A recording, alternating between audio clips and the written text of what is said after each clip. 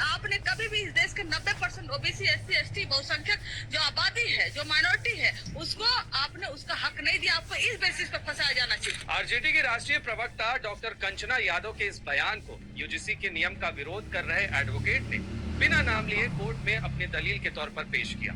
सभी दलीलों को समझने के बाद सुप्रीम कोर्ट ने यूजीसी के नए नियमों पर अगले आदेश तक रोक लगा दी। सीजीआई सूर्यकांत और जस्टिस जय माल्या की बेंच ने कहा कि इसके प्रावधान स्पष्ट नहीं है और इनका गलत इस्तेमाल हो सकता है। यूजीसी के बहाने कौन सा खेल चल रहा था?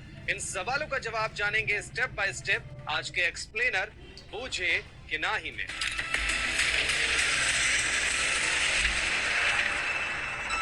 सबसे पहले ये जानते हैं कि सुप्रीम कोर्ट ने क्या कहकर नियम पर रोक लगाई। दरअसल यूजीसी के नए नियम के खिलाफ मृत्युंजय तिवारी, एडवोकेट विनीत जिंदल और राहुल दीवान ने सुप्रीम कोर्ट में याचिका लगाई, जिस पर सुनवाई करते हुए सुप्रीम कोर्ट ने यूजीसी के नए नियम पर रोक लगा दी।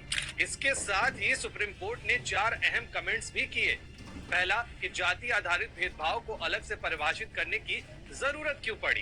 दूसरा ये कि रेगुलेशन में रैगिंग को क्यों शामिल नहीं किया गया। कोर्ट ने कहा अनुसूचित जातियों में भी कई लोग अब आर्थिक रूप से समृद्ध हो चुके हैं, क्या हम अब फिर से पीछे जा रहे हैं। सीजीआई ने अलग अलग जातियों के लिए अलग हॉस्टल बनाने के प्रस्ताव पर भी कड़ी आपत्ति जताई। इस पर कोर्ट ने कहा भगवान के लिए ऐसा मत कीजिए, हम सब साथ रहते थे, आज इंटरकास्ट मैरिज भी होती है।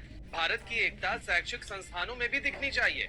अब सवाल ये है कि सुप्रीम कोर्ट ने तो रोक लगा दी, लेकिन सरकार ने क्या किया। सरकार तो याचिका का विरोध नहीं करने के साथ कोर्ट में चुप रही।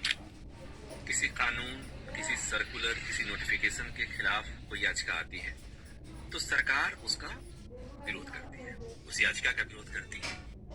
सरकार उस कानून को, उस सर्कुलर को, उस नोटिफिकेशन को डिफेंड करती है।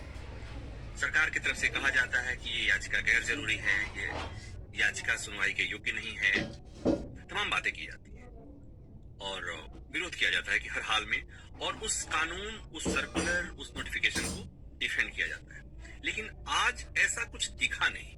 ऐसे में एक सवाल ये भी है कि यूजीसी के नए नियम के पीछे कौन सी राजनीति चल रही थी।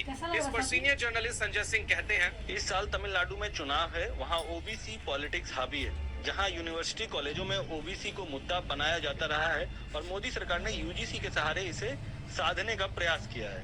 मोदी सरकार सवर्णों को राष्ट्रवाद और हिंदुत्व के सहारे साधती रही है। उसे यही अंदाजा था कि सवर्ण इतना मुखर विरोध नहीं करेंगे, लेकिन ऐसा हो नहीं सकता। खैर, सुप्रीम कोर्ट के आदेश के साथ कोर्ट ने सरकार को नियमों का ड्राफ्ट फिर से तैयार करने का निर्देश दिया। साथ ही ये भी कहा कि 2012 के यूजीसी नियम फिलहाल देश भर में लागू रहेंगे। ऐसे और भी वीडियोस के लिए जुड़े रहें दैनिक भास्कर ऐप।